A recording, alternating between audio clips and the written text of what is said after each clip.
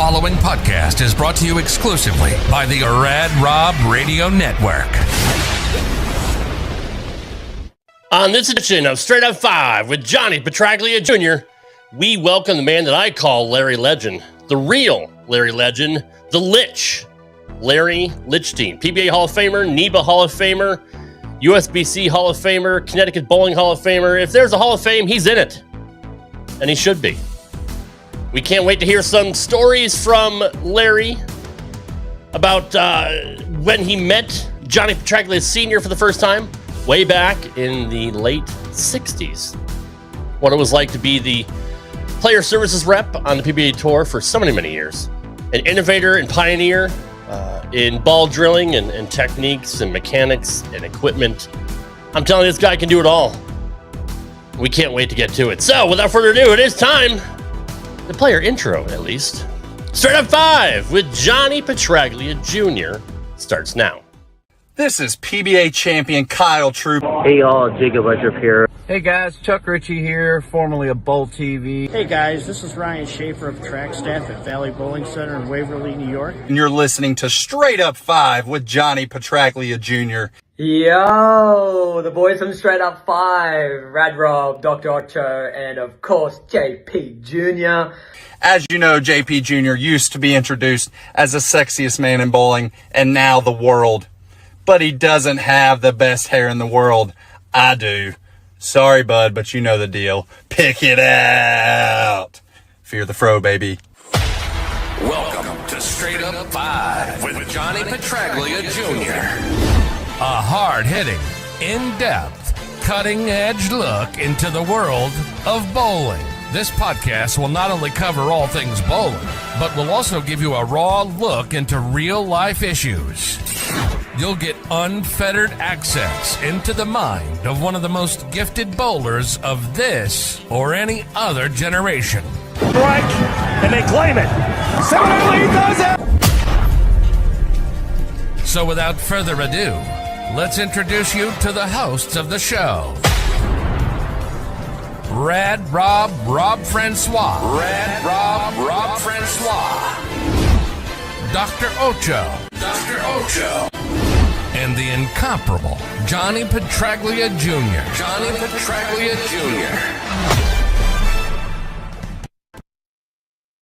Hey guys, welcome back to Straight Up 5 with Johnny Petraglia Jr. I am your host, Rad Rob, Rob Francois.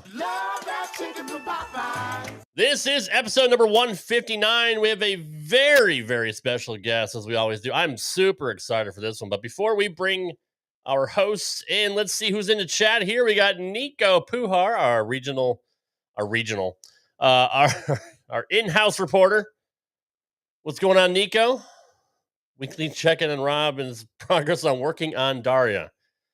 You guys are killing me. Pete Cow's in the house. What's going on, brother? What's going on? It's good to see you.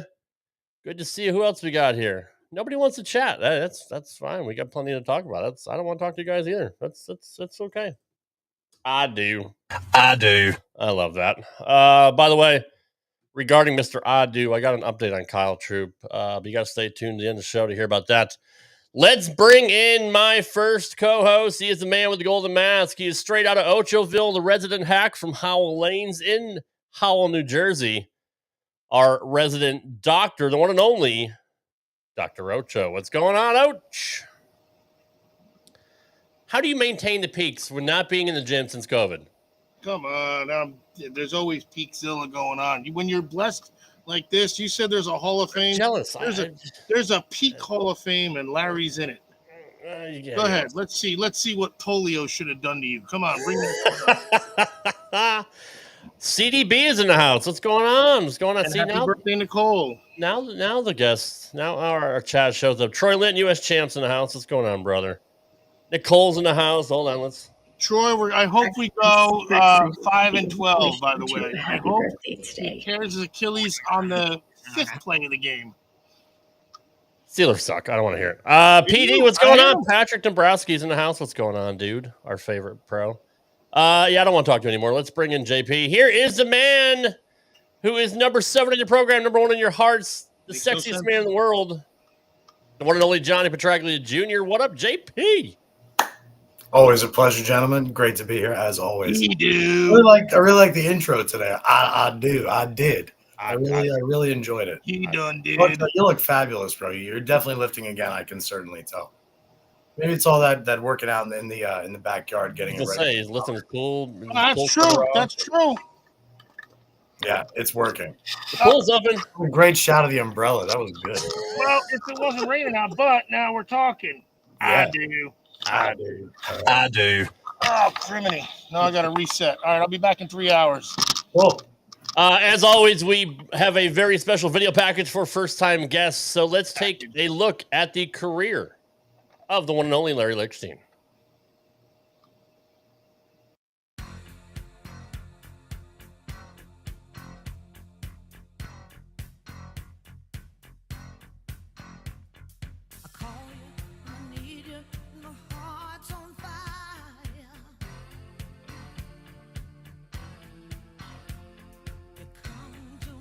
Live and in color, shaking hands is Ski Feremski there, playing against Larry Lichstein in our third match. Here's the way it went. Earl Anthony defeated John Petraglia in the first game, so John has $3,000. Then Earl Anthony faced Ski Feremski. He lost that one, but he picked up $3,500. Now we're in our third game. It's Ski Feremski and Larry Lichstein. All 5 players chose to start on the right lane so that they could finish on the left lane. Here's young Larry Lichstein from Windsor Locks, Connecticut. We might aptly call him, because of his crooked arm delivery, the left-handed Don Carter. Watch as he takes it back. Right. Typical of the kind of action you see on the Professional Bowlers Tour. We got a lot of other great tournaments coming up next week. It's the $70,000 Andy Granatelli STP Classic. But here it goes. Larry Lichstein needs a strike, and Dave won't even watch.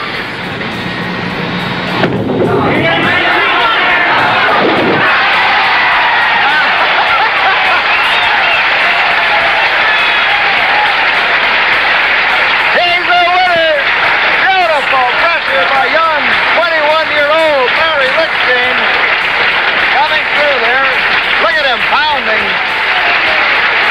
He's the winner, Larry Lichstein. And a 230, Larry Lichstein, the champion.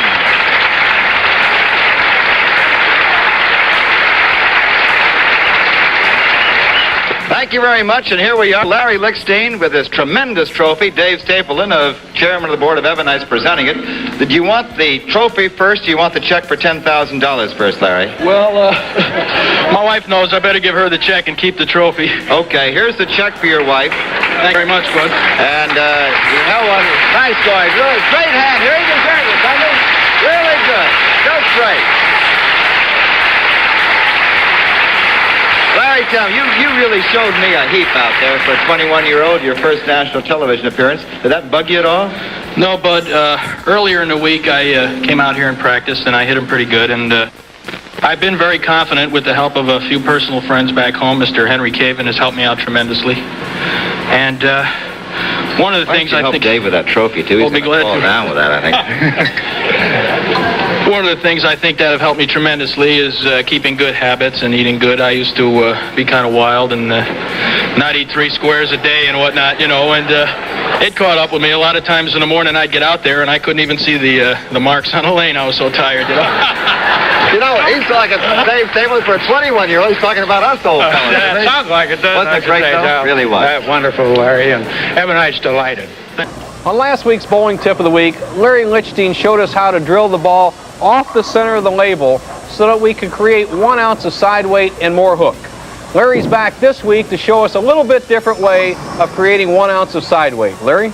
Nelson, what we've done here is we've set the weight block 45 degrees perpendicular to the track. In essence, we've made this ball illegal. But what we're going to do is we're going to add an axis weight hole to take the illegal weight out, bring the ball down to 1 ounce of positive side weight. If you will, the weight block will be gyrating as it goes down the lane, wobbling, similar to a tire out of balance, yet the ball will be legal. All right, Larry, I've got it here. If I drill my holes up here and set the weight block to the side, it would actually have 3 or 4 ounces of side weight. That'd be illegal. You drill an extra hole in the side to bring it down to 1 ounce, and this creates more power rolling down the lane. No question, the ball will hit. All right, an exotic ball weight from Larry Lichstein. It's more effective. See your local pro shop dealer to get your bowling ball.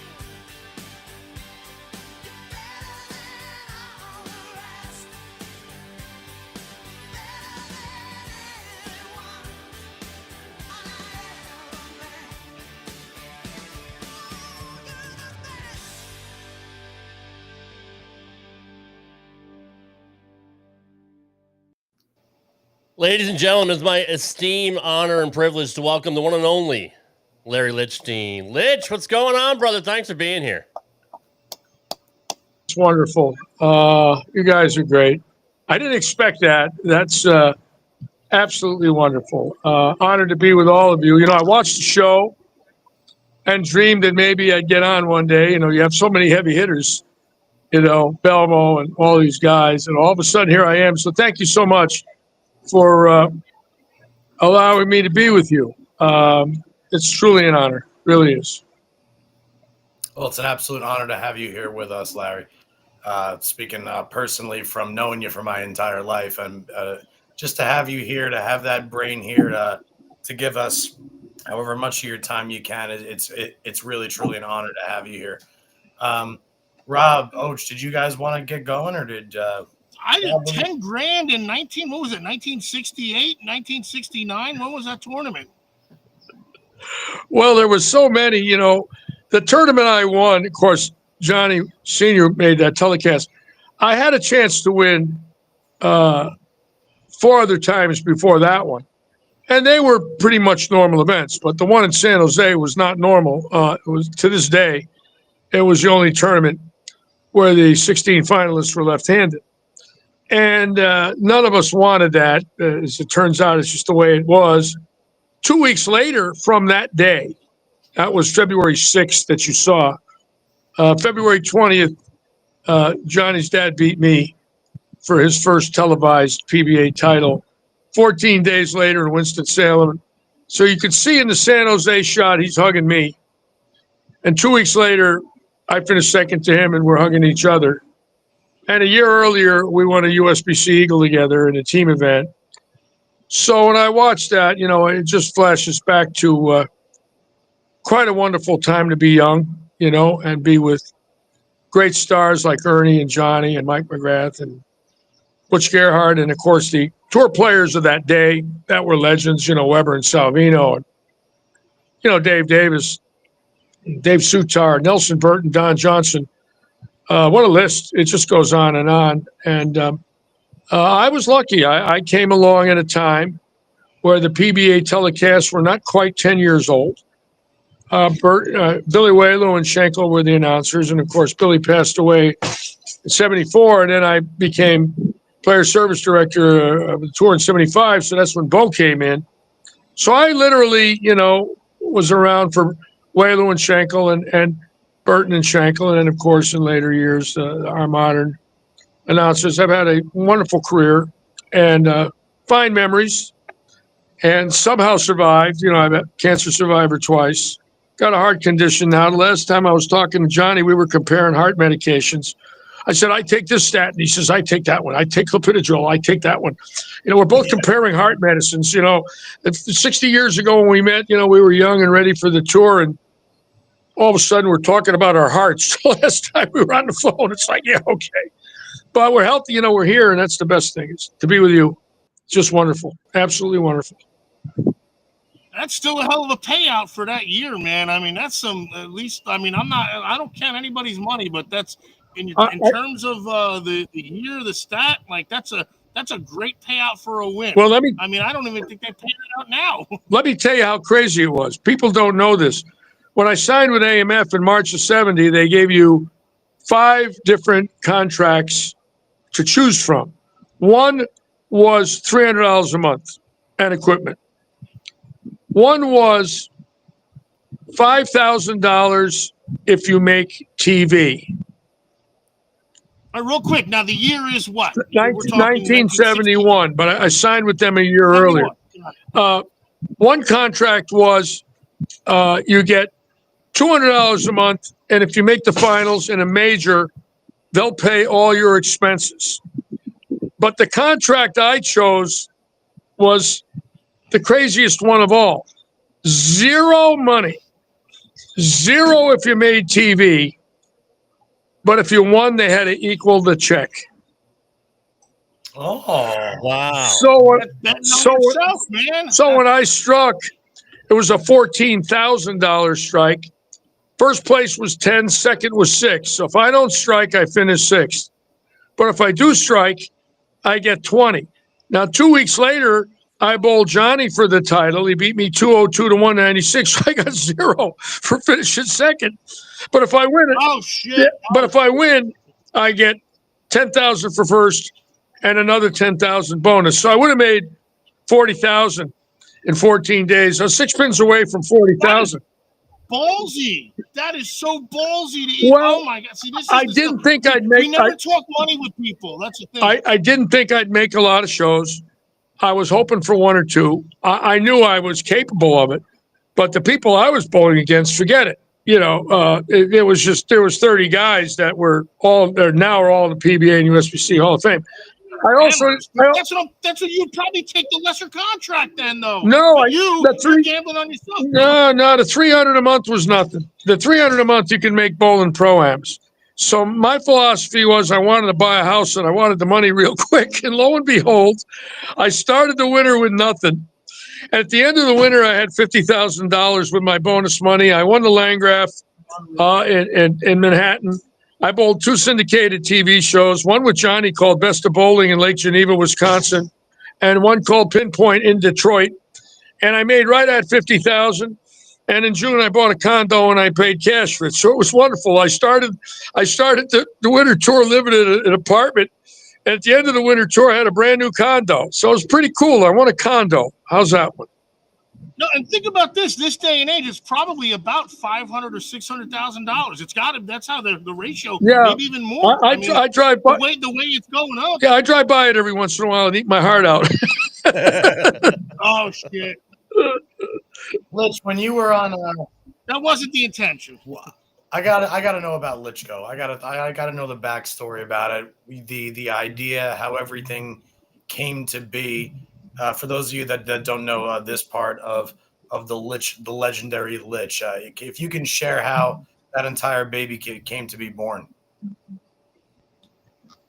Well, what happened was when I became player service director, Harry Golden had told me, what my duties were. And after the summer of '74, I was bored. It was easy. But I was allowed to earn extra income.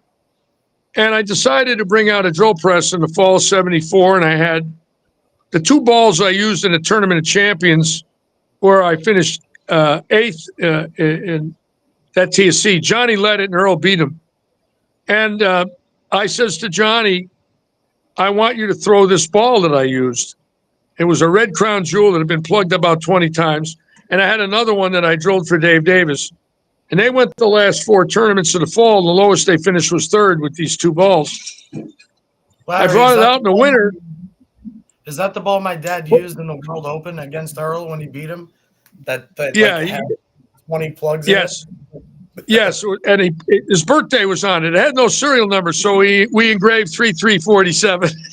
So he's got a bowling ball with his birth date on it. That used to be mine that was resurfaced so many times it didn't have a label. And that's the one he beat Earl with. And we go out that winter, and I bring the press with me, and the righties, they won't have me drill them a ball because I'm a lefty.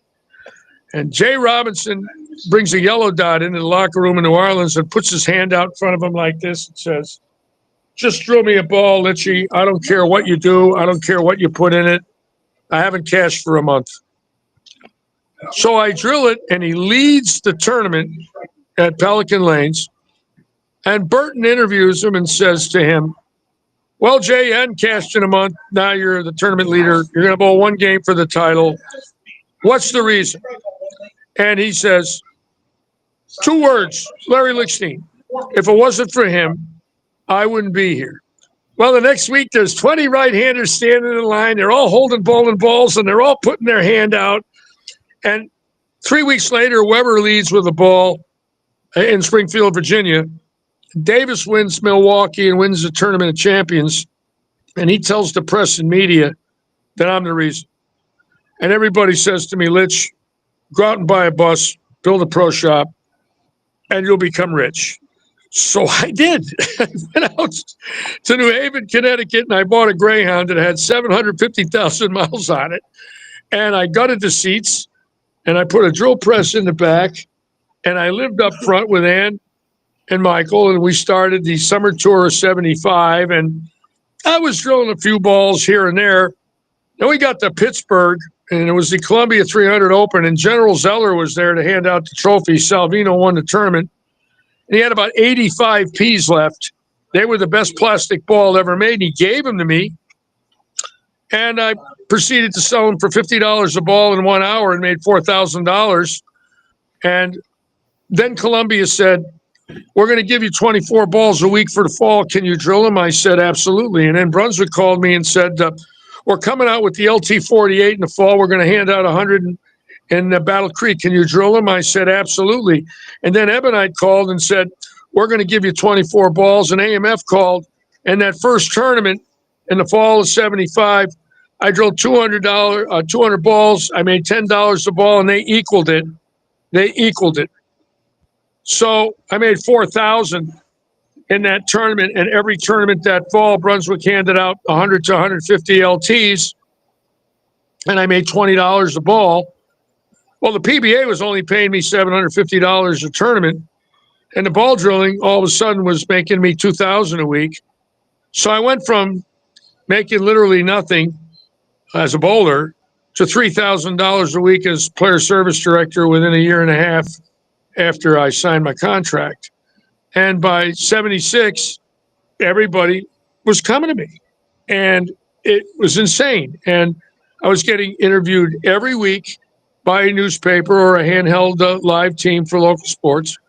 And then Dressel called me up and wanted me to write an article for the Bowler's Journal. I flunked every year of English and spelling, so I would talk it into a tape deck, and then Dressel would write the article, and then he called it Tour de Force, and then I came out with the Ball Reaction Guide. And by the late 70s, I was a celebrity. I didn't want to be a celebrity. I just wanted to feed my family like everybody else.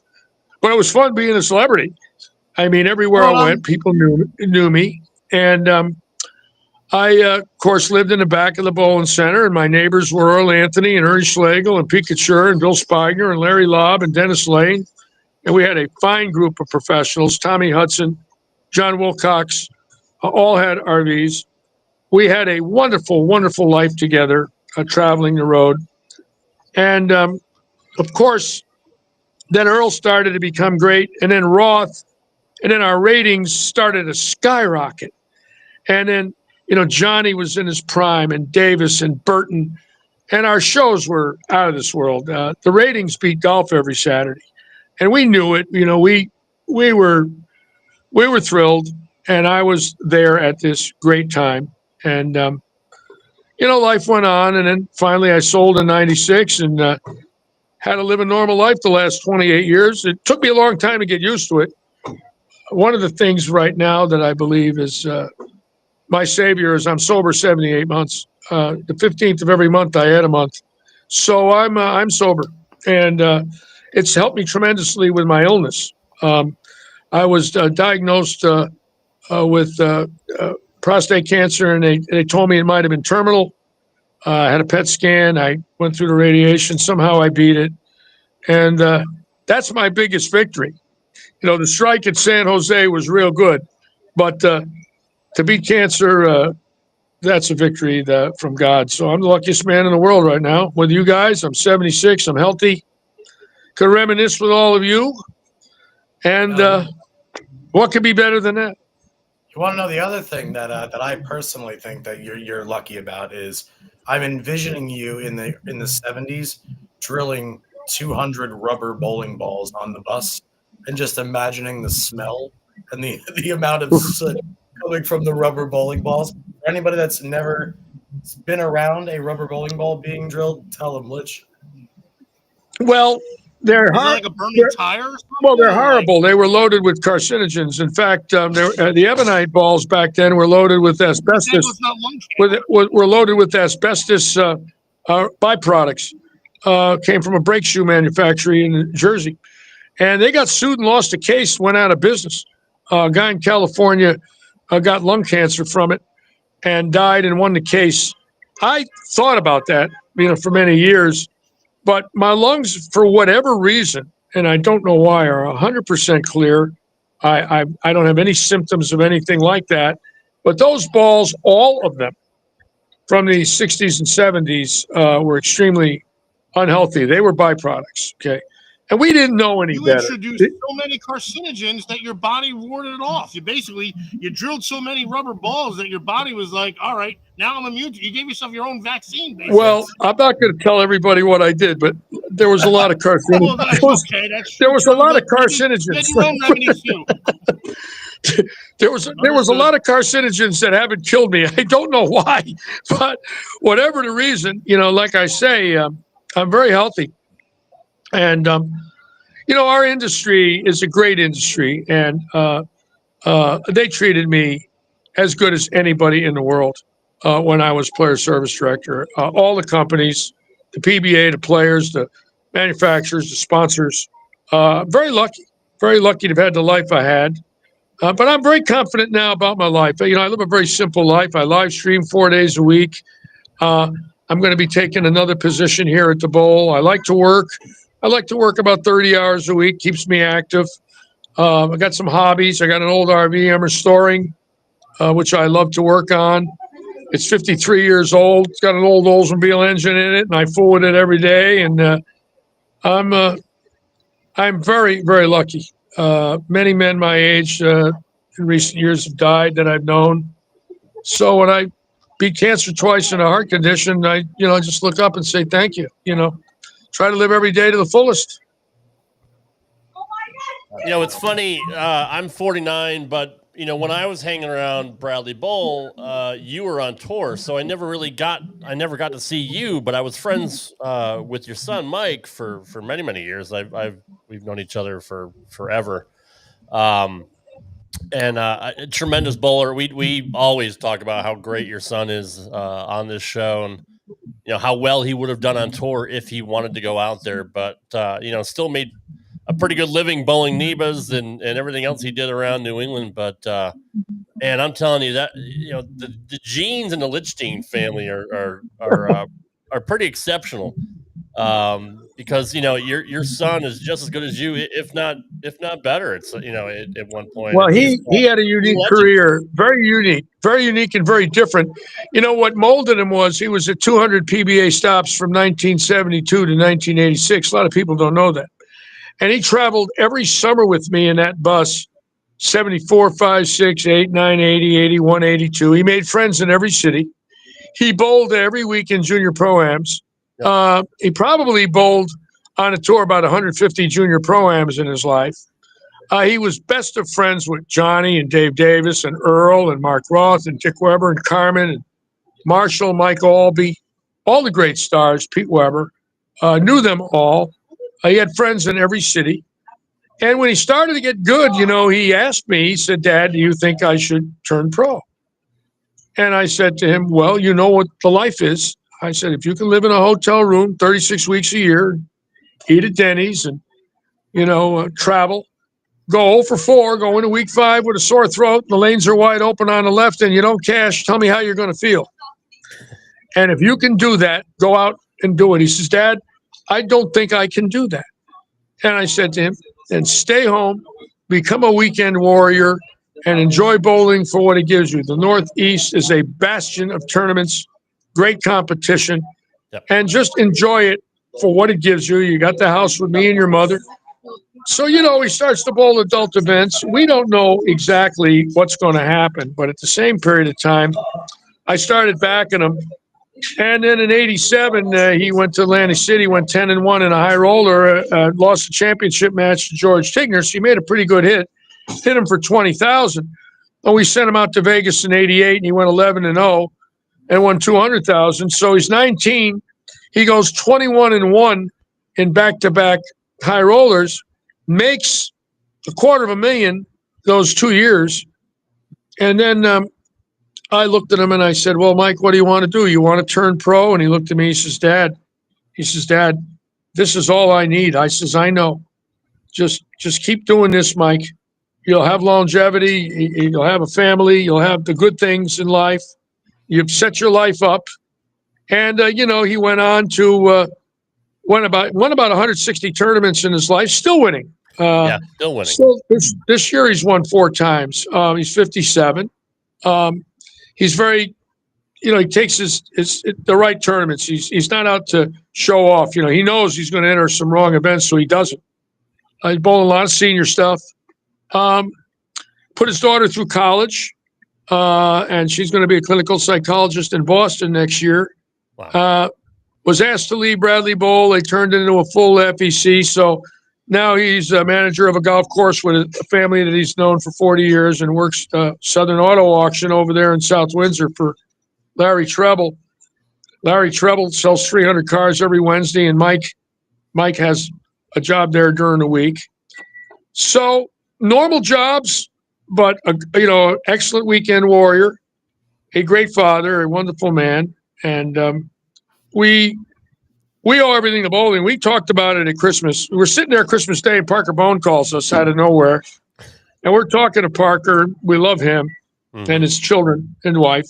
Yeah. And just what bowling did for us, two regular people, not highly educated, gave us a life. And we're both just happy, we're happy men. We have our days where we grieve like everyone else. My wife passed away many years ago. Every once in a while I have a bad day, and every once in a while the phone rings and a good friend has left us. But you try to get every day to the fullest now at our age, at 76 and up. And I want to get into my 80s. I think I can get there. Trying real hard, I think you're doing just fine. Larry, before we bring in a little special treat, I have a question for you, just based off what you said to Mike, because obviously, I bowled against Mike. I've looked up to Mike for a long time. What is your advice for aspiring bowlers now? Because we no longer have the $200,000 high rollers. The tour is no longer, comparably speaking, to what it was in yours and Dad's heyday. What is your advice for the really, really, really awesome kids, in those teenage years right now? I would say to them, cherish every minute, because it's going to go by real quick. And I'm sitting here tonight and I'm thinking about 55 years ago and what it meant to me to win a couple of Eagles and win on TV and bowl as a touring pro and bowl with living legends at that time. And it goes by quick. Next thing you know, you're at 40 and you're slowing down, and now those kids are beating you. And then at 50, you're thinking about the senior tour. You're not thinking about the young tour anymore. And then all of a sudden, you're 60, 65, and it's over. Cherish it for what it gives you. Don't blame the sport for what it doesn't give you. And that was one of my faults. I quit because I was mad, and I had to feed my family, and I wasn't good enough to strike.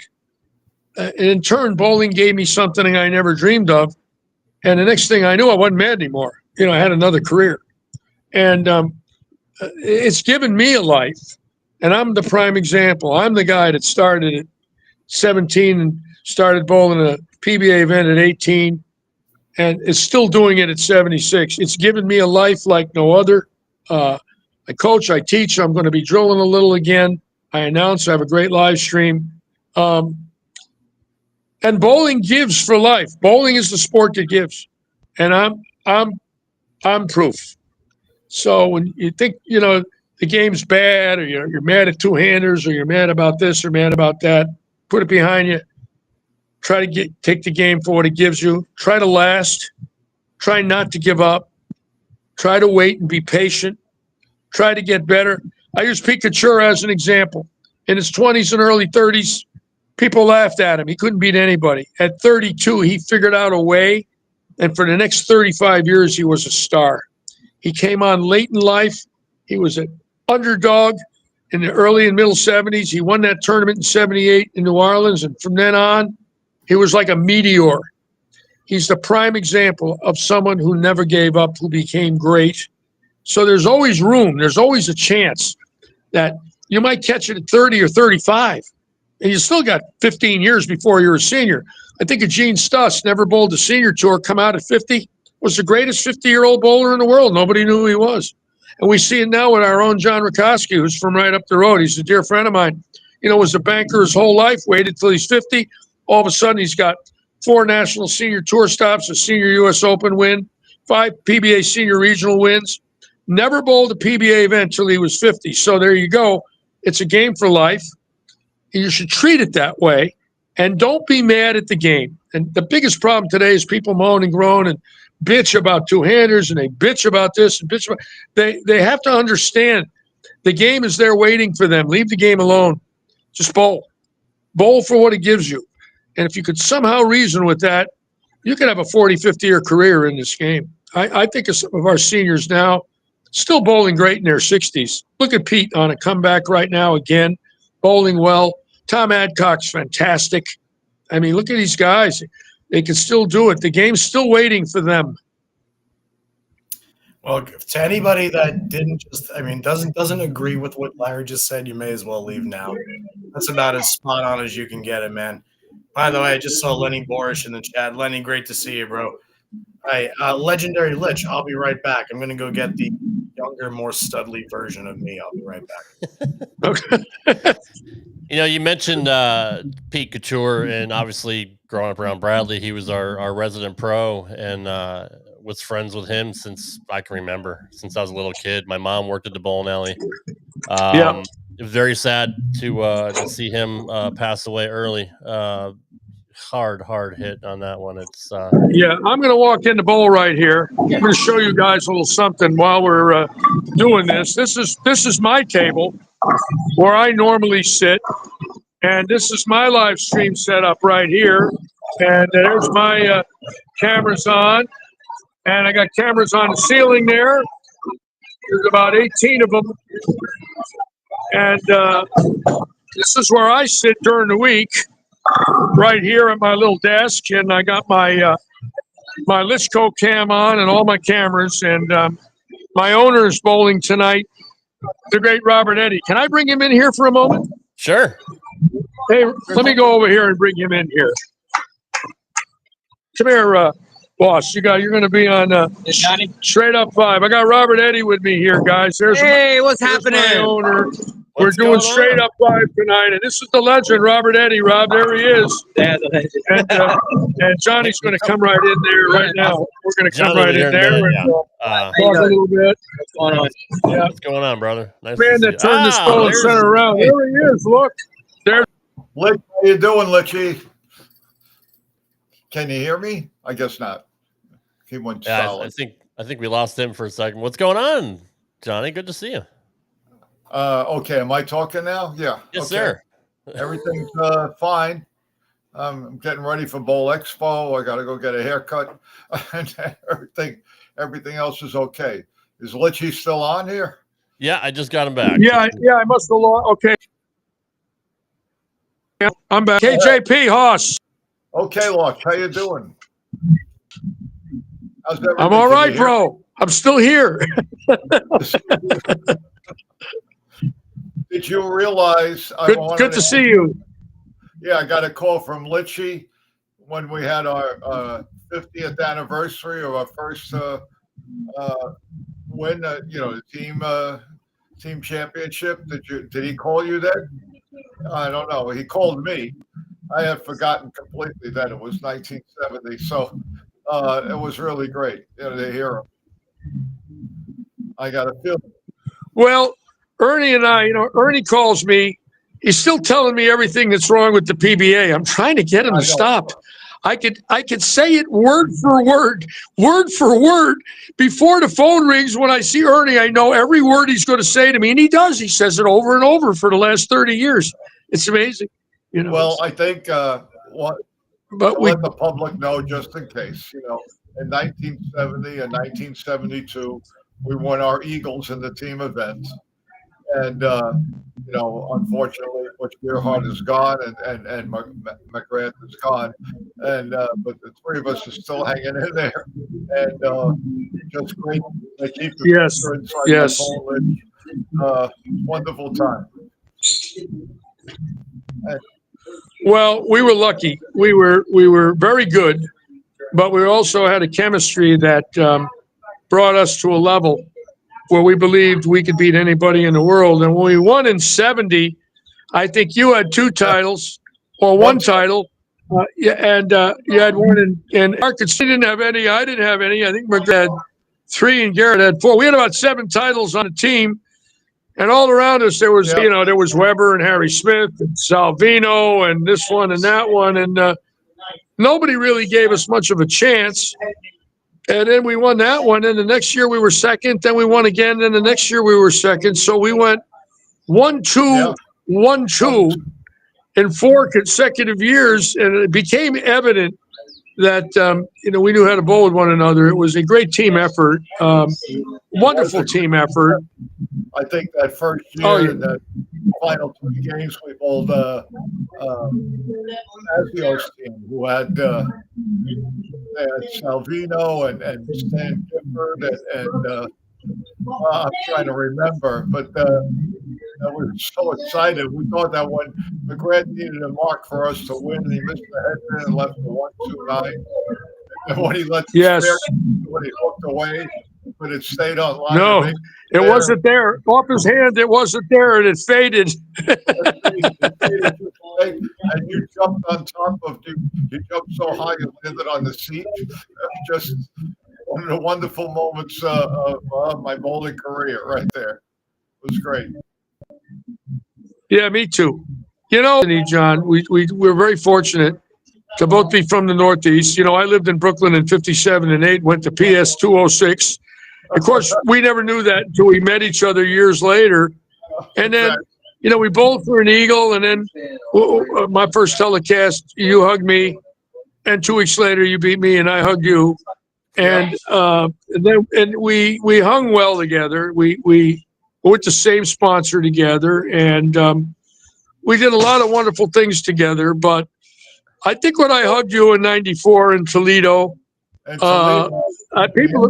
people have asked me about my favorite moment in bowling, and that is my favorite moment when I ran out there. I don't know what possessed me to do that. To this day, I wish I didn't.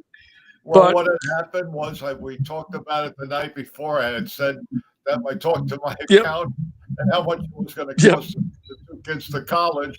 And that's impossible. Where am I going to get the money? And you said, well, you can start out with a 300 tomorrow. And that the miracle happened. And that's exactly what happened. I put a certain amount of money in John's and the rest in Jamie's to create 2 college scholarships, and they both graduated college. It was great.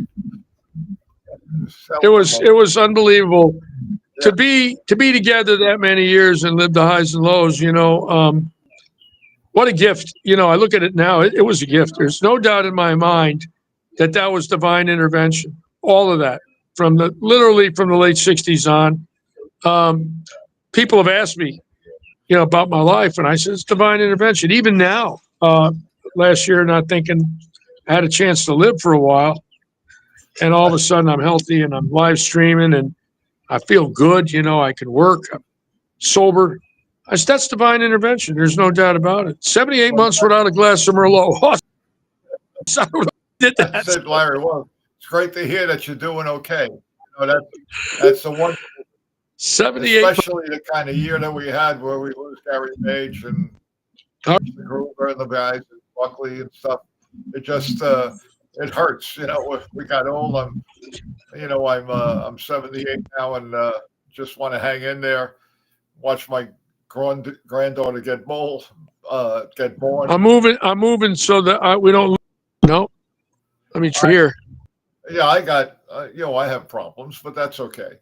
And but Jamie is pregnant with our first child, which is going to come in September. And let me just get past that right now. That would be great.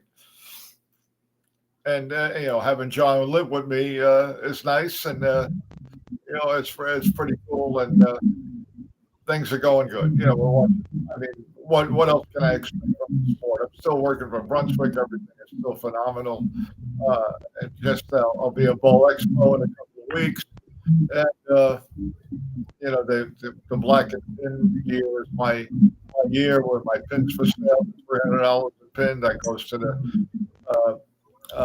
Bowling Hall of Fame. There's money for the Hall of Fame to keep it open, and it's still around. I'm bowling lousy, but everything else is good. Well, what you've done, I think it's absolutely remarkable what you've done with John Laspina and Brunswick for the Vietnam veterans. I find it one of the most wonderful things I've ever seen in my life. And you were the man, obviously, having gone to Vietnam and been with Brunswick. And all of us knew that, when you would take the lead doing things as president of the PBA and all the things you did. But this last thing here with the BVL is out of this world. And the a lot of hard work. They really did. The PBA put signing advocates on there, A.J.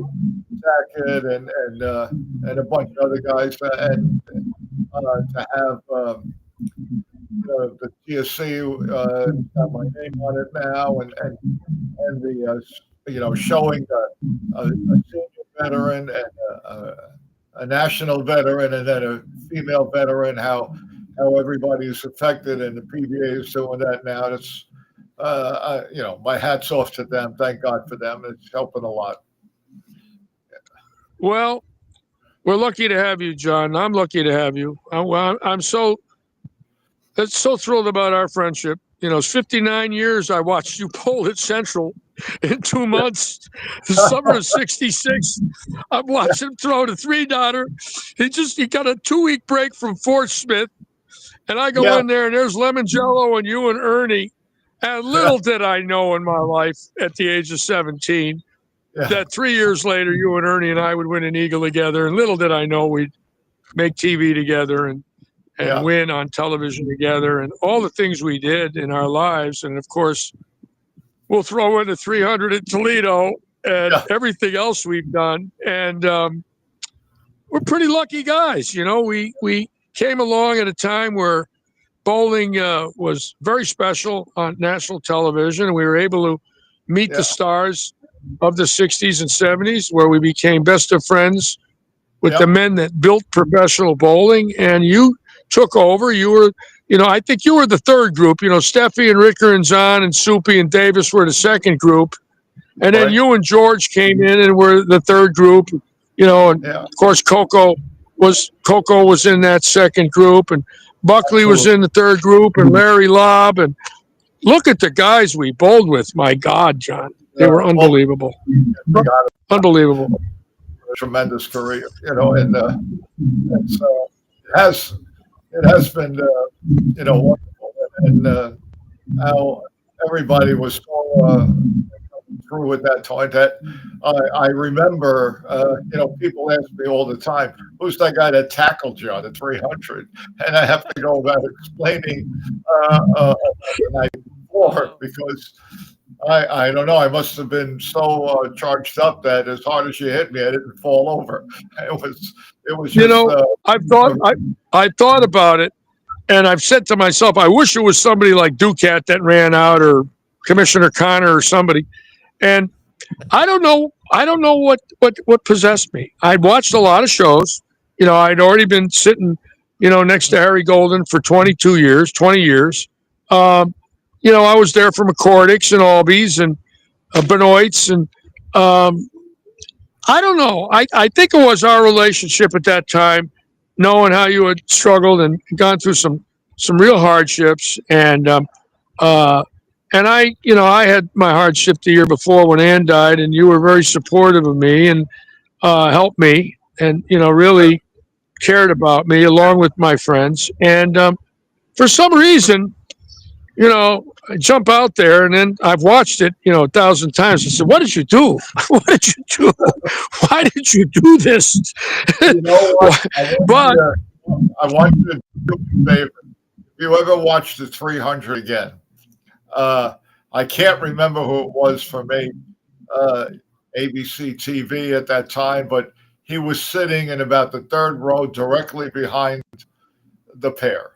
And for the entire game, he hardly ever moves for the tiniest of claps, because it's almost like he was afraid to clap too loud or to get excited, thinking that I would be thrown off. And every time we watch it, it's just You know, we watch it all the time, and it's a terrific moment. You have to watch it, and you'll see, oh, here's the guy.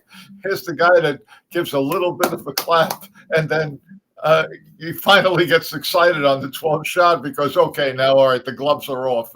I can't throw them off TV. It's another one of those moments. And, but all of them were. You and Ray Edwards and everybody running out, Curtis Odom and George Branham. It was really special. And Burton, naturally, and Schenkel is obviously one of the best. It was just great. Those are one of the things that we forget. We were so lucky. We were so lucky. Lucky. I got a good friend of mine that went to every single telecast in Erie. Who his name's Mike Quirk. He lives here, and he helps me with my computer. He's the administrator of the Southwest Florida Bowling Circle on Facebook. So he was in the arena that day when Learn shot 300 and you bowled. Yeah. And I've talked to him about it. And I've sat him in my booth with me many times here and said, what was it like to be sitting there watching Bobby Learn in his hometown, shot 300 in front of 4,000 people. And, of course, he knows the Learn family. He knew Mr. Learn and Tracy and all the people of Erie. And so I got the Erie perspective, right? I've got the North Brunswick perspective, when I would get to Carolier. So it's like, and I got the perspective literally with McCordick's 300 because that was the first one in 13 years from Steffi. Steffi had his in 74. We went 13 years. Used to sit there year after year wondering if I'd ever see a 300 again on TV. And finally, when Pete did it, it was thrilling. I happened to be fortunate enough to be there. And he's a fine man. I'm just my friends that did it, yourself, and obviously Pete. And obviously, Albie's in Wichita was great. Albie's Nerves of Steel. It was just lucky for me to be there. And Benoit's. I watched Benoit. That was unbelievable. His first game on national television, $100,000 bonus. We were lucky. We came from quite an era. We really did. It was a great time. It was, the thing is that. What most people don't know is that writes for the New York Post. He was there the day before when we do the wheelchair doubles event, and I couldn't be there for the Pro-Am because I made the show. It was so weird, and they were all out there bowling. And then when they found out I made the show, all the veterans said, "We can't bowl this game. They're all in wheelchairs. We'll roll into the bar and watch John bowl the game." And then Phil Mushnick said, ABC cameras, unfortunately, were in the wrong place.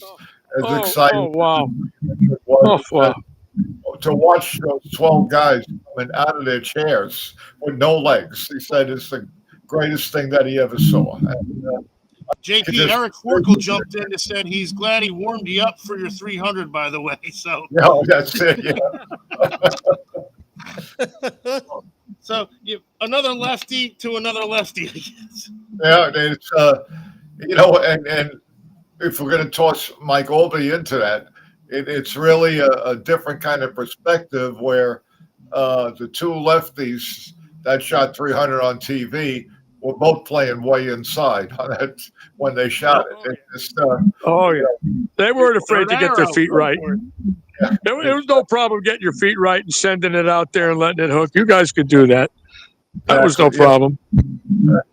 It's a great time. The lefties, unfortunately, took such a beating in the 60s because nobody thought they could play inside. And I'm going to tell you a quick story. You guys are going to laugh so hard about this, but it's a true story. In 1969, the Tournament of Champions shut out the lefties, and Bill Allen was extremely upset. And he had been runner-up to Bowler of the Year in 68 to Jim Stefanich. And Danny Tom from the Akron Beacon Journal interviewed Bill Allen, who had received a $1,000 fine during the 69 Tournament of Champions for complaining about the lane conditions. He said there was no shot on the left, and all the lefties were like 45th, 46th, 47th, 48th. They had no shot. So he makes the fatal mistake in the article of telling Danny Tom these words. Heck, last year, I didn't move my eyes or feet for 36 tournaments. Oh, shit. Oh, shit.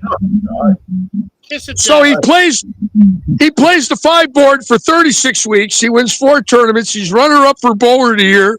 So he gets into that Akron the next year, and all they knew was just wipe out 1 through 5, and he ain't going to bowl good. And that's exactly what they did. It was probably a great shot on a 3rd arrow, but nobody moved in. But anyways, he tells the bowling world that he didn't move his eyes or feet for a year. And I'm thinking, why did you say that?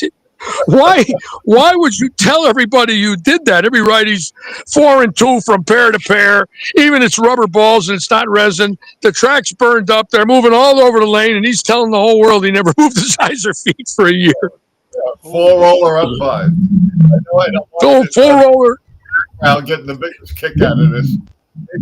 Yep. Oh, I loved him. He was something else. How about him, Johnny? You know, he was the first lefty superstar, and of course Dave came in, and then you, and then Earl. But when Billy, don't forget when Billy, the first one in Paramus when he won the national championship. Roy Lyon was the first one to win anything from the left side that was really big, and that sort of gets washed under the rug too. Rich Robinette out of Charleston. He beat Rich Robinette out of Charleston, West Virginia. Both guys threw full rollers. That was interesting to watch that show. Both guys had full rollers right up and at them. Yep. Well, I loved Roy Lown. Roy Lown was one of my idols growing up. Oh yeah. Me too. Yeah. Great job. And I don't know if everything and great talking to you and the boys here. It's just terrific. I think, in fact, I don't even know where my son went. He sort of got us. He come back. Can we change the title to Full Roller Up 5, Rob? Can we do that? Can we get to the art department and go Full Roller Up 5? Full Roller Up 5. Vernacular from as he taught me, back in the day, meaning 2 and 1, which I said equals 3. So if we go full roller up 5, we got a new podcast, we got a new direction, we're going to go full roller. We're going to take it the right way. And flex your muscles. Hey, I'm going to. That's all I got, JP. I'm going to let you guys go. I'm going to give you back to my son, Litchy. I'll talk to you again. I love talking to you, buddy. It's been a long half century for us. Yeah, we're both lucky to be here and be on this nice show tonight. Been an honor. Really has been. Take care. All you guys. Love you. All right. All right, JP. All right, JP.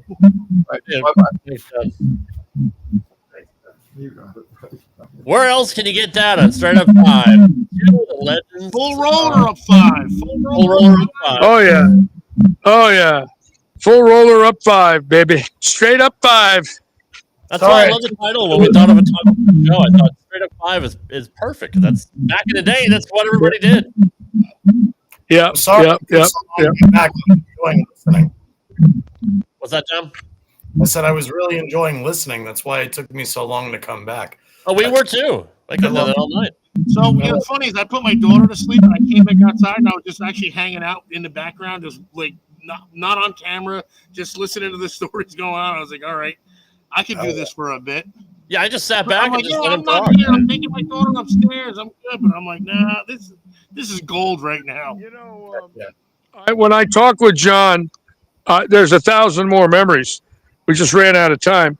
But the stories of many events were outstanding stories. And watching him in his prime, I'm talking, in the 70s, when he got it going on that 71 winter tour, a lot of people don't realize that after he beat me in Winston-Salem, he made 3 more shows where he didn't win.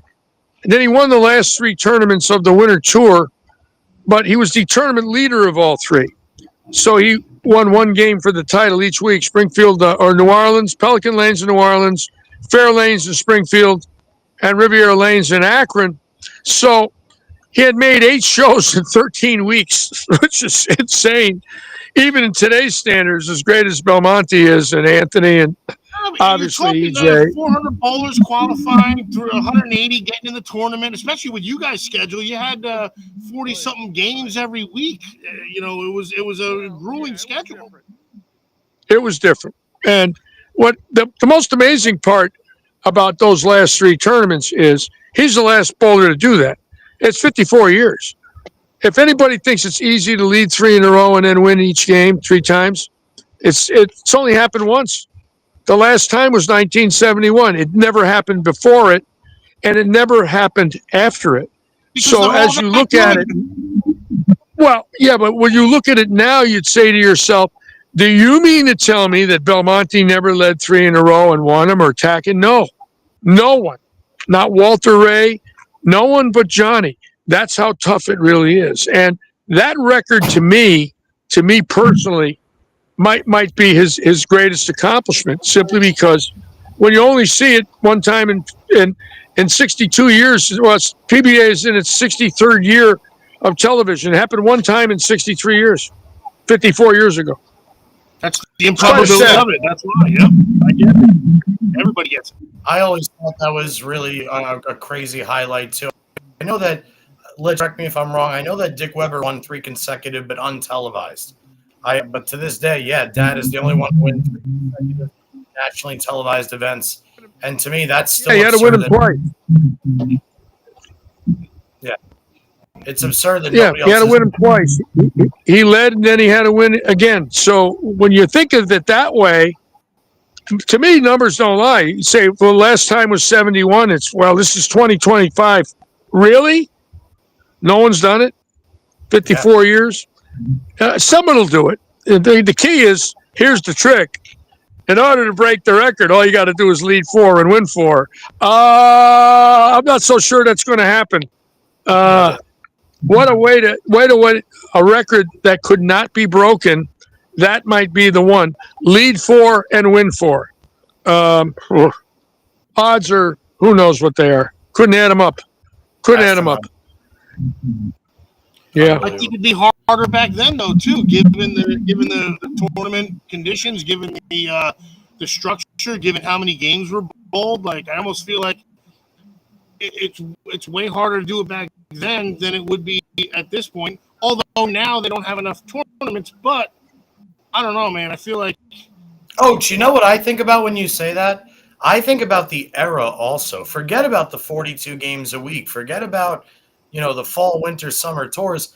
Think about this, dude. Everybody used their thumb back then, and they're drilling into plastic balls, rubber balls. What's a thumb slug? What do you have? Do you even have bowler's tape? You're using probably Band-Aids to cover up legit. Yes. It showed who the best athlete was, really. That's the stuff I think. There was no thumb slugs, no finger grips, no reps, no cores. You had to move your hand this way or this way to change the ball. Yeah. You had to. Yeah. You had to have hand position. You had to have speed control. You had to play loft. You had to be much more accurate. That is not a put down. I don't want anybody to think I'm saying that the bowlers from then were better than today. The bowlers just bowl. But I think they are. I know that. I know that. The bowlers just bowl. They walk in the bowling center, just bowl. The industry builds the balls and builds the lanes and comes up with the technology. But our job was to strike with what was out there, no different than today, right? So you look at the kids today, they're gifted. Some of these younger bowlers that I've seen make TV, the kids that won the World Series from different countries, out of this world, bowled great. And again, they're a product of their environment. They have today's equipment. They have reps. They think differently. The patterns break down differently. Obviously, we didn't have patterns. Nobody knew what a pattern was. What a woman used in a sewing machine when we were bowling. That's where patterns were. Patterns came out of a Singer sewing machine. But it's not a put down. It's just the nature of the sport. Yeah. I'll tell you one thing that people will never understand. And I'll tell you how remarkable it is that in 10 years, from 1974 to 1984, Earl Anthony and Mark Roth and Wayne Webb were the only bowler of the years. And Anthony had 6, Roth had 4, and Webb had 1. It was 3 Bowler of the Years in 11 years. Now all of a sudden, the years go by, we don't see it, and now all of a sudden, it's almost like it could happen again with Belmonte and Tackett. These two guys that can dominate with entirely different styles, like Roth and like Anthony. I look back at their battles, and I see them again here. It's this boy from Indiana is impressing me, like Mark in his heyday, like Johnny in his heyday, like Don Johnson in his heyday. He's gifted. He's a great champion. And we're lucky that a smaller man with his thumb in the ball can rev a ball like that in front of everybody, and where they realize, yeah, you can have your thumb and have 450 off your hand too, which is a great stat. The kid's great for bowling. Well, I'm really excited about next year with CBS coming in and CW. I was a little nervous that we wouldn't have national television. I was pretty mad about it. And then it looks like they went to work real quick and got it done. So thank God for that. I think it's going to be an exciting year next year. I'm hoping that the bowling makes a comeback, gets some new sponsors, and prize funds jump up, hopefully. Deservedly so, too. My goosh. Like, I mean, we talk about this, too, like about how, they were rock stars in the 70s, even into the 80s, and then what did happen? And we always, like, the whole point of our channel originally was, how do we get it to where it can be again? And we don't have an answer. Not many people have an answer. There's trinkets of answers, but there's no true answer of, like, how it took off so good and how it fell off so bad. We know why that happened, but we don't know how to get it back on track. Well, hopefully they've learned something here. Hopefully they can realize that they did something where they tried their heart out. It wasn't as good as it could have been. They got another chance at it. You got to be positive about it. They got to get support. People got to write in some ideas and thoughts. I think communication is very important from the public. And I'm behind them 100%. I look at it this way. There ain't nobody that doesn't want it on television. Obviously, the PBA wants it on. Clark wants it on. His staff wants it on. Bolero wants it on. Who wouldn't want it on? You have to be a sadistic imbecile to not want it on television. So, hopefully they'll put the pieces together and it'll rise again. I got to get back to my league here and my stream. They're looking at me, so I might have to run. No problem. Larry, that's totally fine. But honestly, thank you so much for giving us your time tonight. Could listen to you all day, bro. Well, you guys are great. I love you for what you're doing. I'm glad, John. I'm glad to see you back. Ron Ocho, great job the last several years. Your show is different, but you guys are very good at it. You got a great audience and very enjoyable to watch. And I got to run. They're all looking for me. Well, thank you very so much. All right, gentlemen. Thank you. We'll see you soon. I'll come back anytime. All right. All right, bye-bye. Thanks, Mitch. He should have given us a panorama view real quick of the bowling alley. I thought we were getting it. Man, dude, that was so when good. I was listening and he started talking about the lefties, I went and I wanted to see if he knew anything about Dad's of all the trophies and wins Dad has, if he ever saw Dad's most prized possession. So I went and grabbed it. This is when Dad won the MVP for the St. Bernadette Little League. Notice how the bat is missing. I don't know if that fell off 60 years later, probably 65 years later, or if he ripped it off so the batter's not right-handed. But whatever he did, that could be. He's a lefty looking. This is the MVP trophy for St. Bernadette's. That's hilarious. Does it have the year on it too, or no? No, it just says St. Bernadette MVP. All right. Well, when I struck out 11 batters in 6 innings and 10-year-old All-Stars in 1984, my plaque said 1984. FYI. That's a great album, by the way, 1984. Last David Lee Roth album with Van Halen. A year to the day that Dave Righetti threw his no-hitter against the Boston Red Sox. Yeah. That was what I was going to say, actually. Yeah, it's a day I'd like to forget. Just saying. Yeah, that's what can Ocho do? What I texted you guys and said this is historic. Like watching Larry Litch and Johnny Sr. talk about the old days. Like you're not going to get that anywhere else. You're literally only going to get that here on Straight Up 5. And I have to thank you for that, Johnny. We were better, but it's okay.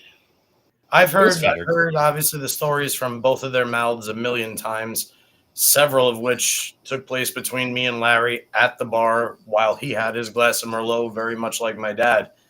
But between my relationship with Michael growing up and me, Larry, and Dad, and Michael all being lefty, I mean, there's automatically that you're already tighter when you're lefties and you're friends with other lefties. But Larry, I kind of took to Larry for similar reasons why I took to you two. I mean, anybody that knows Ocho, aside from the Twin Peaks and the James Vander Peaks, he's a wealth of knowledge about anything you talk to him about. Like, it's crazy for me to listen to somebody talk about bowling the way Litch does when I know bowling the way I do, and he hits every single nail on the head. People are always like, Johnny, how do you remember what ball or what shirt from this year? I'm like, yeah. Litchy just remembered that Dad made 8 out of 13 telecasts on the winter tour. That was wild. Remembered the hugs. He also knew the names of the bowling centers that he went 3 consecutive in. He also remembered, like, that's insane. The only thing I think he got wrong, if I really had to pick out anything about Litchy, is I think he said Tracy instead of Stacy when he was talking about Bob Learn's wife. Like, that's how intricately I was listening to him, because he's so spot on. And it's like every single thing every single thing that's coming out of his mouth, is factual. And I also really, really like the idea that he shared his personal stuff with us, that he basically went out on his own, as you know, I've been very public about on this show over the years as well. He flat out said, 78 months without having a glass of wine at that age, dude, that's badass. I don't care who you are. That's awesome. True. I mean, usually at that point you're like, fuck it, I made it this far. Yeah, I mean, at this point it's but like he shit. had some clarity about it too.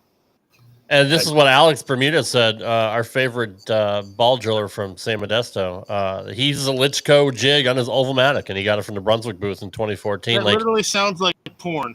So, we didn't get into that, but I mean, Larry's a pioneer in ball drilling, and we saw a little bit when he was on with Bo and Bo's tips of the pros. But Larry did a lot for the industry, which is why he had so much success. Dude, I hope he made a shit ton of money. I mean, I'm not saying that because I hope all that shit that he worked for, because like he wasn't, he's not Belmo, you know what I mean? But like, I hope every fucking dime got. I hope he's a fucking millionaire right now. Dude, think about it. First off, I know it's kind of a cliche to say because it's so played out, but they always say if you don't work a day in your life when you do something you love.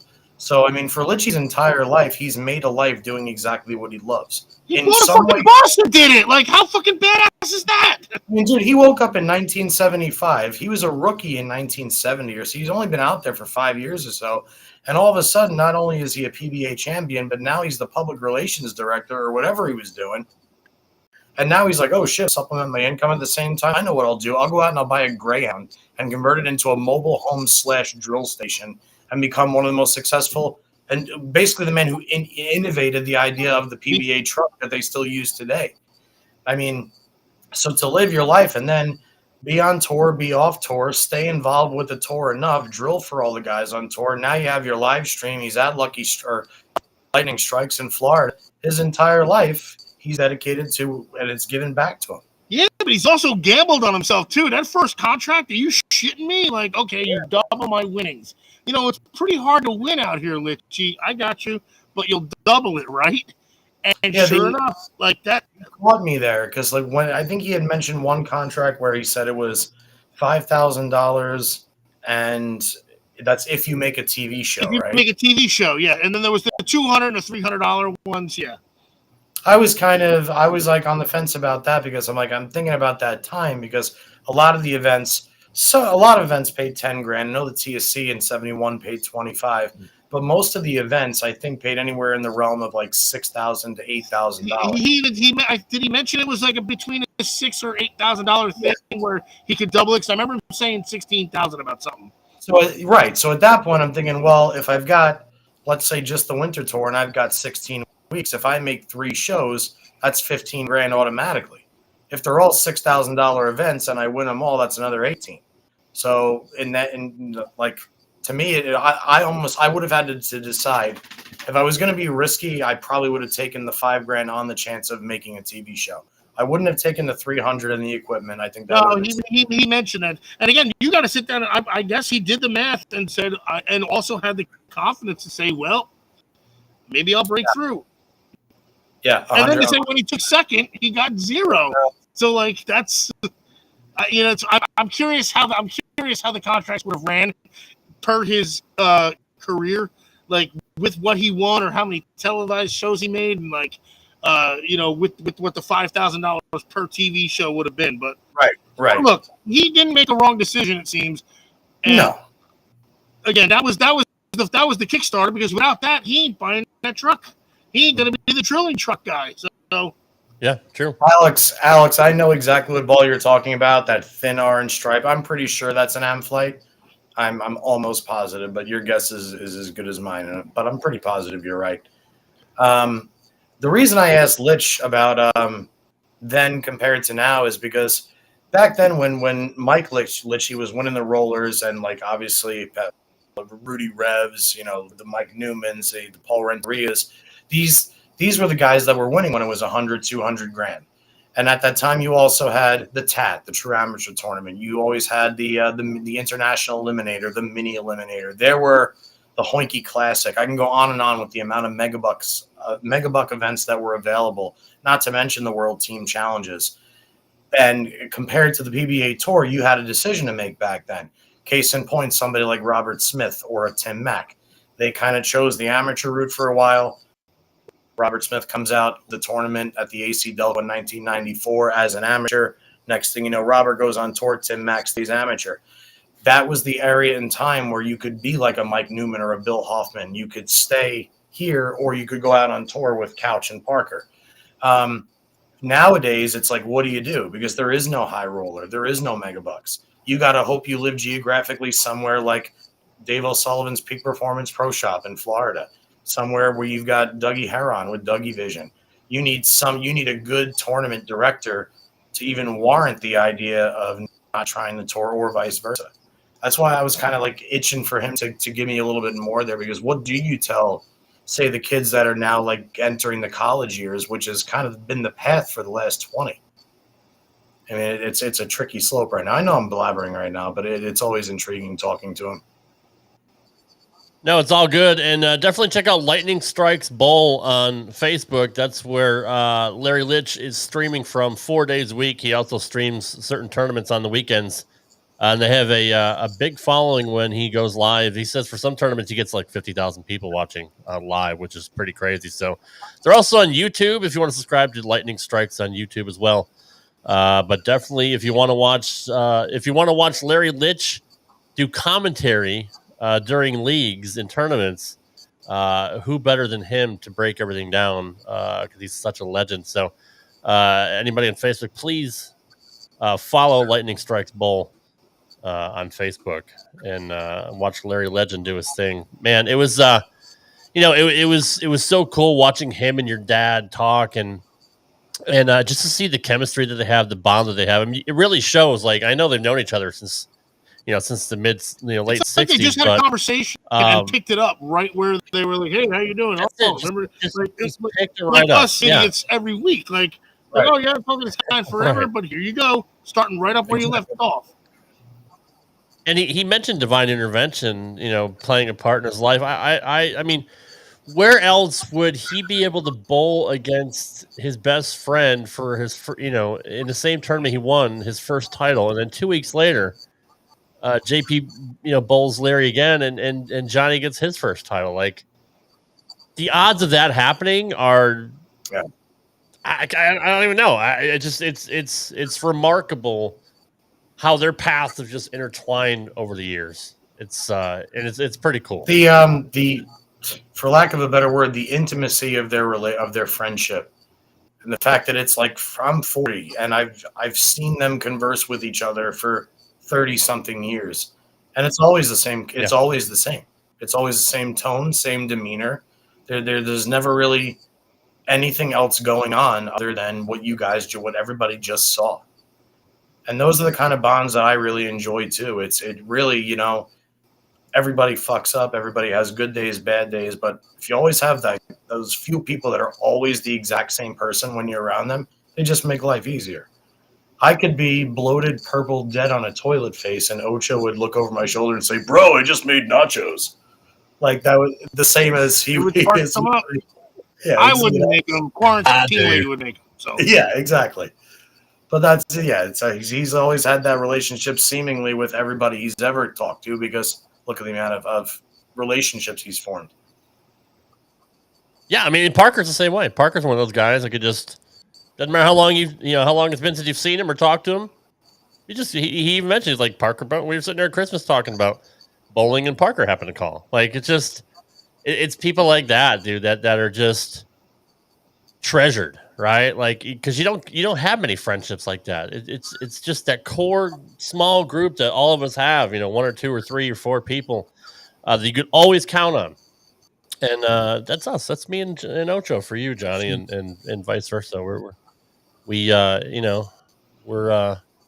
have a good bond. It's been almost 4 years that we've been doing this, and it's such a treat every single week to talk to some of the legends. And Larry's humble. Like, of course, he didn't have the bowling success that your dad had, and Earl and Albie and Parker and the rest of them, but he's still a legend to us. Like, everybody knows who Larry Lichstein is. Everybody, anybody who's involved in bowling has heard about Larry, and what he's done for the sport over the years. It's remarkable. That's why the PBA put him in the pioneer category in the Hall of Fame. The USBC did the same as well, and he's in the NEBA Hall of Fame. He's in the Connecticut Bowling Hall of Fame. Like, he's done so much for the sport. Like Tim Mack doesn't get enough contribution for what he's done worldwide that people didn't even know about. And I loved his stories that he talked about when he was on the show about what he's done to grow the sport around the world. But what Larry's done here with his drilling and being a player rep, like, you'll never see that again. I don't think you'll ever see anybody with that single success doing what he loves, like you said, Johnny. You just don't get that anymore. It's pretty special. I have to brag a little bit right now about myself. Yeah, sure. Go ahead. Obviously, everybody heard. Somebody made a post about our inflated averages on Tuesdays at Majestic. So our Tuesday night league in Majestic is a 440 team cap. So we came in just on the cap. And through the first 2 weeks, my partner and I was averaging 252 or 255. And my partner was averaging 249 or 248, something along those lines. Made it past that. Next week, my teammate shoots 990 on week 3, maintains his average. I bowl like 940. So I dropped to 249, and he's at 244. So everybody started saying, oh, shit, now the inflated averages are going down. Well, last night at League, I had to keep going with the insane amount of scoring at Majestic Lanes, because it is now, in fact, my favorite place in the world. I bowled 1057 for 4 last night, increasing my average to 253.2 next week.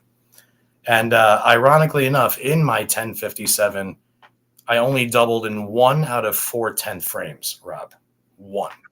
Think about that. Shit. Yeah, I went strike spare in the 10th frame the first game for 258 instead of 279. I had the front 9 the second game and split in the 10th for 265. Then the third game, I had 9 spare, all of them, 9 spare in the 9th. Did throw the double in the 10th, and then got 8 on the fill for 67. And then the last game went strike fast 8 in the 10th for another 267 after opening spare, and throwing all of them. So it very easily could have been a Bob Learn-esque type 1100 set for 4. But needless to say, the best part about it was me and my buddy Pete Savino did win 7-4, despite giving 110 pins collectively a game in a doubles league. Holy shit, dude, that's crazy. That's the horn toot for me. Actually, let me do the cock toot. Everybody loves it when you that's for my bowling. Dude, that is the epitome of mop hoss. Seriously, that's man, that's I would like good to for you, thank man. Brunswick, Tommy Martino, Genesis, Vice, you guys are all great for my continued success on league night in the summer, and as well as Diet Coke. Dude, I love it, dude. I love it. And I'm glad to see that you're doing well and you look healthy. You look really good. You look really, really good. And you have for the last few weeks. And I give you a lot of credit for that. I've told you offline, but I tell the world I'm proud of you for getting healthy. Good support group, good people in my life. Things are going well. I'm genuinely happy. I definitely like who I definitely like who I have around me. And yeah, I'm where I'm supposed to be right now. And it's nice to wake up with a clear head every day and go do exactly what you're supposed to do. Rest easy at night, get my good 8 hours. Next thing, back in the gym, because unlike Ocho, who's blessed with amazing genetics, because it is actually, being a weightlifter, it really does bother me that his arms seemingly get bigger the less he does with them.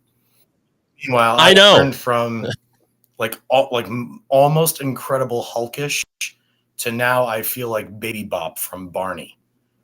Or I like even Baby Bop was in better shape than me. I feel like Fat Bastard from The Spy Who Shagged Me.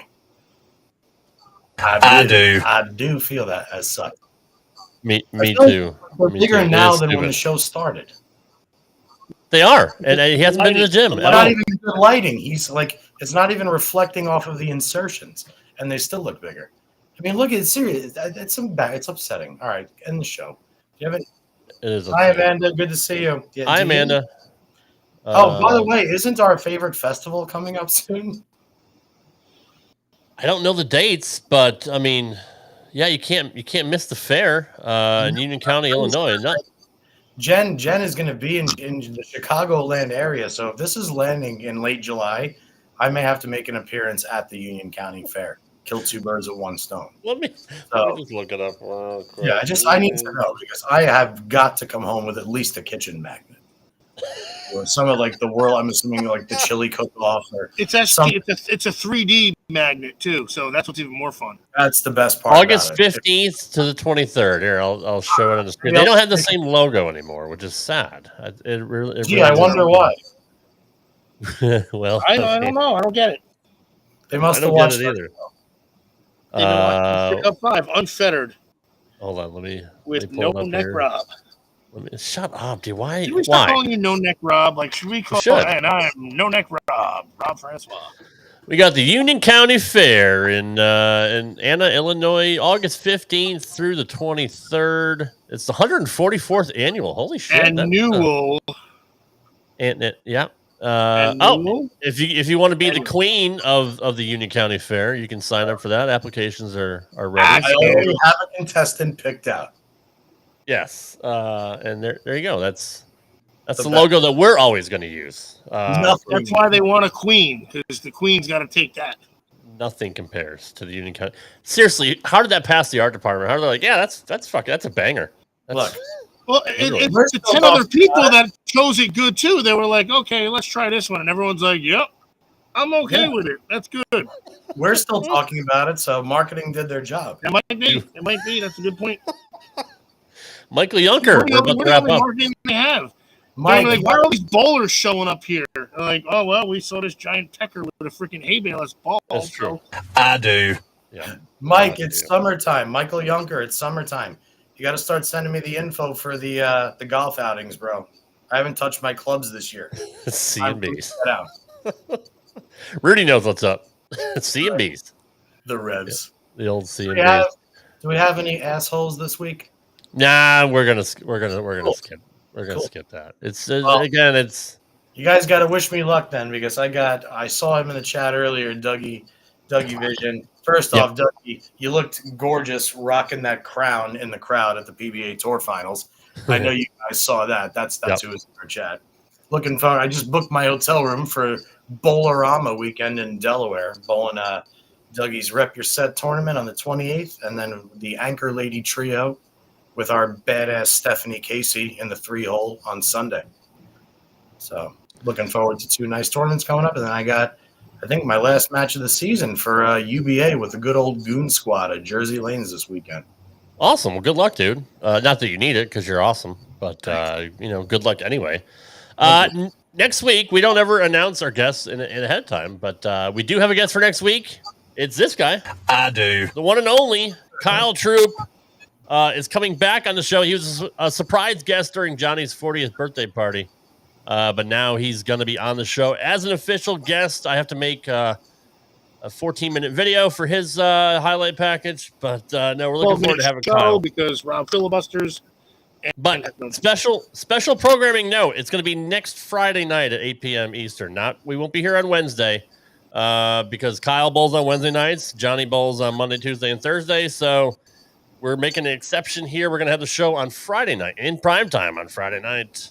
Next Friday night, Kyle Troop will be on the show, and we're looking forward to that. Kyle is he leads off our show every single week. He has the best soundbite in the world. I do. And we're going to play that a million times when he's on, and hopefully he doesn't get pissed. And it's going to be a great show. So thanks again to Larry Litch for coming on tonight. Larry Legend, Larry Lichstein was always, it's always great to have somebody of his stature on the show.